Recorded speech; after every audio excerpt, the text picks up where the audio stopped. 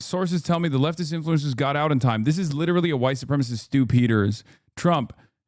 Next, we're going to go to war with Cuba. Watch what happens. I'm lost for words at this point. Says white supremacist Stu Peters. Natalie Wynn, ContraPoints, quote retweets this guy. Says, sources tell me the leftist influencers got out in time. Please, God. This information tracker says Korea, Vietnam, Laos, Cambodia, Indonesia, Nicaragua, El Salvador, Guatemala, and now Cuba, yet another country yearning for liberal democracy, only to be destroyed by brutal Hasanism. Thank you, ContraPoints, for speaking out. We can't keep letting him destroy the countries. I don't know what the fuck's wrong with her. I don't know what happened. I genuinely don't know what the fuck happened. But it's so strange to behave like this. I guess, I mean, you know, once a Islamophobic sex pestiny orbiter, always a Islamophobic sex pestiny orbiter. Yeah, sources tell me leftist influencers, she blocked me a long time ago, obviously, but Caroline says, Natalie, what's your fucking problem? Yeah, I don't know if it's like the Clintonite brainworms or if it's just like not taking criticism well. Dude, she equated you to a wife beater the other day as well. She's gone off the deep end. Yeah, I don't know what the fuck's wrong with her. I hope she is, you know, I hope she's doing all right. I wish her well. She has started what I like to call J.K. Rowling posting on the timeline. You know, I don't want to be too mean, but like the vibe and the attitude of her posts remind me of the same kind of like hyper focus and brain rot, only demonstrated by the Harry Potter author herself. Live long enough on the timeline and you turn into a villain. Yeah, I think I saw this one. The cope was heavy. Yeah. What did you do to help Cuba? I strongly advocated that we not elect the president who would invade them. By the way, I'm willing to bet, and I mean this sincerely, a lot of my naysayers at least do post enough, right? Or were active during the election cycle. I don't even think she was. Like, I have been more hands-on involved in the last election cycle and have never stopped being hands-on involved in the American political process a lot more significantly than a random bread tuber who delivers like 1 8-hour video every fucking 3 months or 4 months if you're lucky and collects Patreon cash in the process. So I do find this a little strange when people are like, well, I voted. Yeah, okay, so did I. And not only that, but also I haven't stopped, because for me, politics doesn't end when, Democrats win or lose, right? It doesn't end for the people that we're talking about. You were visibly at the DNC trying to help push the campaign in the right direction. I know. I went back and looked, and she made a few posts about how Biden should drop out in July 2024, retweeted Harris accepting the nomination, and made one post about the anti-electoral left, then didn't mention the election from July to November 2024. She's lying here.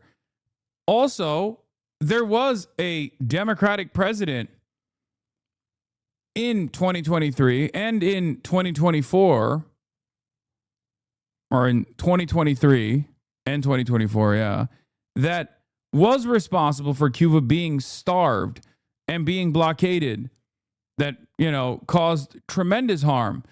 He also happened to be the vice president of Barack Obama, who actually did aid Cuba in a very meaningful way. So this doesn't even reach that same standard of like, oh, guess what?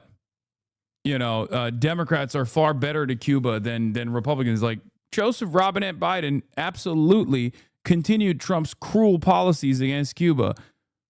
But that's what I think is the real problem here. For a lot of these people, it's just basically like, I tweeted, and that's all. Like, politics ends and begins at like, I tweeted a couple times for Kamala Harris, and I voted for Kamala Harris. What more do you want from me? You guys actually are far worse than me. You people who go out and protest when a Democrat's in charge, but you also go out and continue protesting when a Republican's in charge.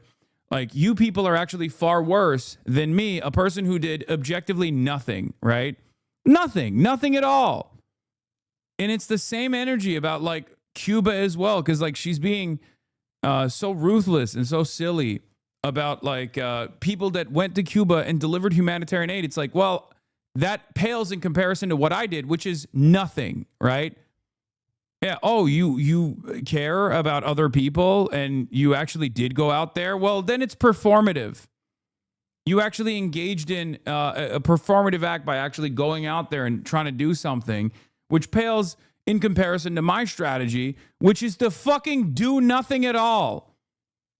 I think there is this real anger that a lot of people have towards those who are frustrated with the way that the current system is designed, that actually do want to make this change, because they don't fucking want to make that change at all. They're, somewhat benefiting from the current system, or at least like, even when the current system is unbelievably violent to trans people, for example, you can like withstand the worst damages, I guess, or you think you can just like keep your head down. I think you talked about this recently, may have been on the pod, Johns, the jealousy of actual activists from the do nothing Dems. ContraPoints' fall from grace has been fascinating. Someone who de-radicalized young men and moved them to the left, now absolutely mauling over someone who also de-radicalizes even more young men, all downstream from the lucrative Hillary glazing interview. Lemau, amazing. What is this? She never de-radicalized anybody. That was a self-proclaimed title. She's always just another smug millennial Reddit atheist who we all had to pretend to take seriously because of video essays, when you can name 10 people more knowledgeable and influential in the same area. I mean, I don't think so. I think she played a decent role. I think she played a decent role in like teaching people about transphobia, shitting on Jordan Peterson, things like that. Matt Lieb about Natalie. Damn, I hope Trump doesn't attempt a genocide in Cuba, because then you'd have to wait 2 years to say a single word about it. Oh my God. I don't know. I sometimes I think it's like envy masquerading as like sincere political disagreements, maybe a personal distaste, also masquerading as political disagreements. But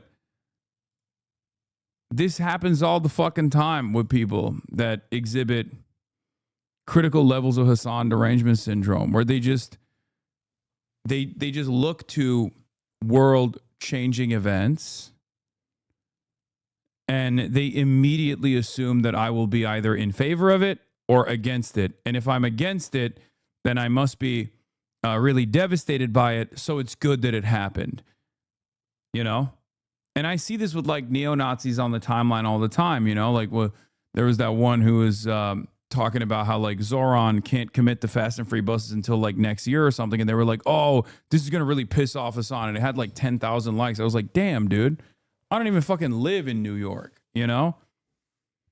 That's such a strange way to view the world. But I don't expect this from, I don't know, people who are supposed to be center left in their politics. It's the internet. When she logs on to Twitter, she sees a bunch of snarky comments in her replies, and that makes her big mad. So she gets in a defensive posture and thinks she has to fight the internet. Yeah.